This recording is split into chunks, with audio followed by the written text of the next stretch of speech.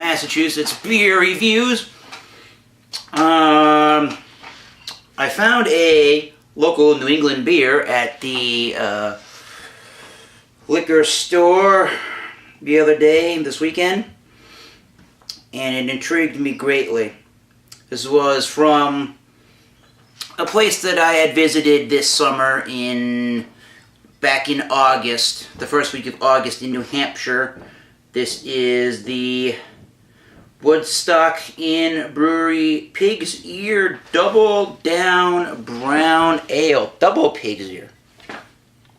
There's the label. There's the pigs.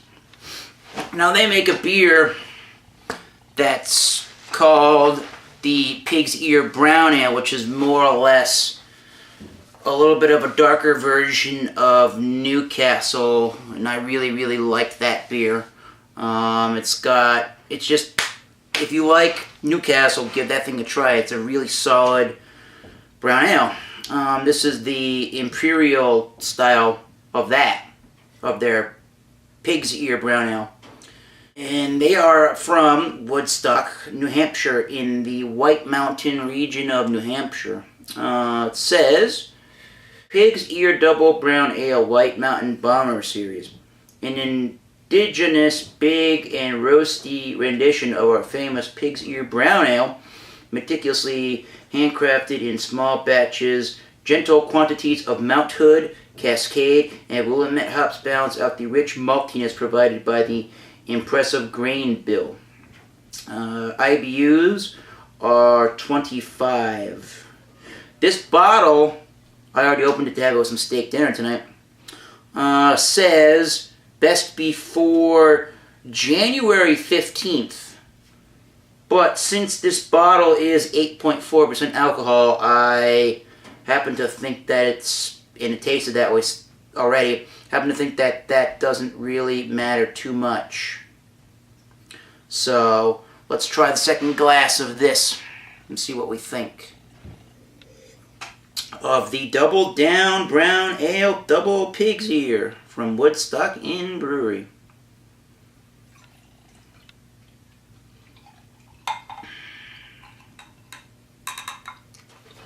Here is our second glass. Here's what it looks like in the shipyard glass.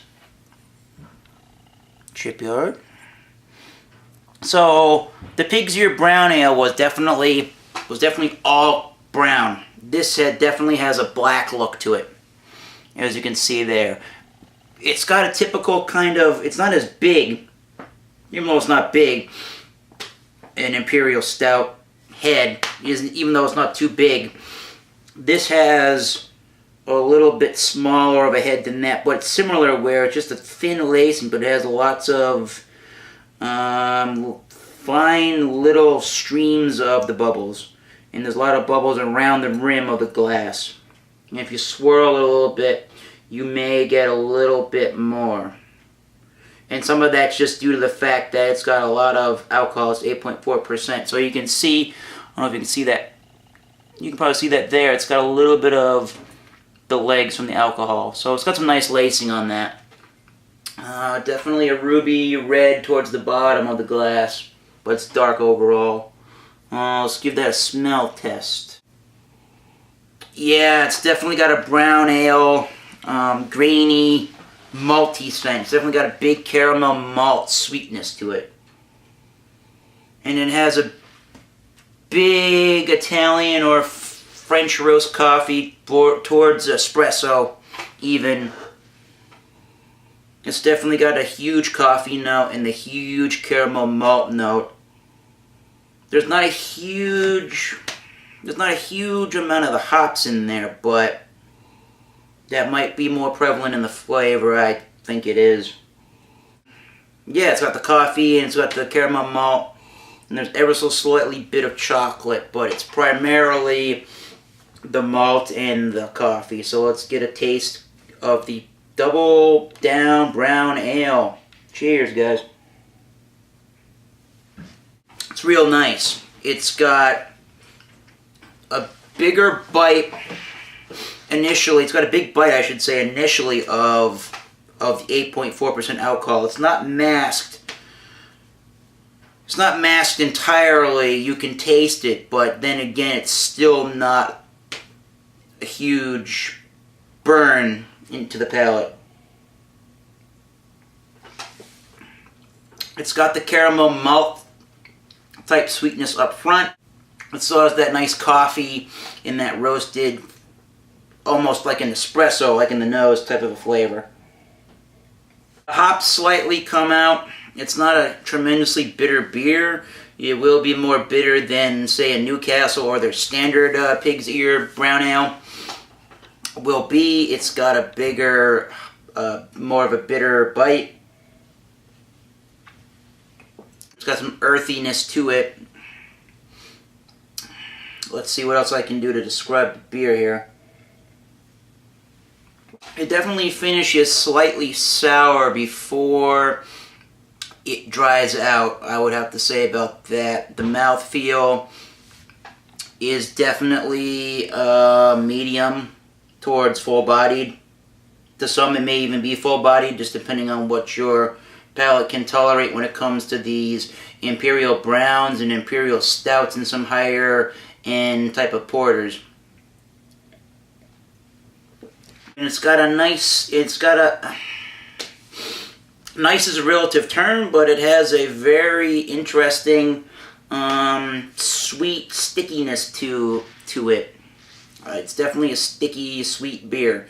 It's not too cloying to my palate. It may be, if you don't like bigger dark ales, you may not like the sweetness on this one. Mouthfeel has a little bit, lends itself in the finish to be a little more bitter than when you initially take that sip. I can say that when it warms up a little more, it's got a little less of that overall bitterness and has more of a the brown ale kind of a feel to it. But overall, let me take another sip and tell you what I think of that guy. I think that's pretty good. I'll definitely give that a 4 out of 5. It definitely is a pretty exceptional beer to my taste. I haven't had a lot of beers that would have been considered a imperial brown per se, but that's a really nice beer. If you don't want a huge sort of an imperial stout taste, but you like that kind of a beer, that might be pretty good to you. This definitely doesn't taste to me. This almost has nothing in common with the single Pig's Ear Brown Ale that Woodstock makes. But this is a good beer nonetheless. Let me give you the final overview on this beer here for you.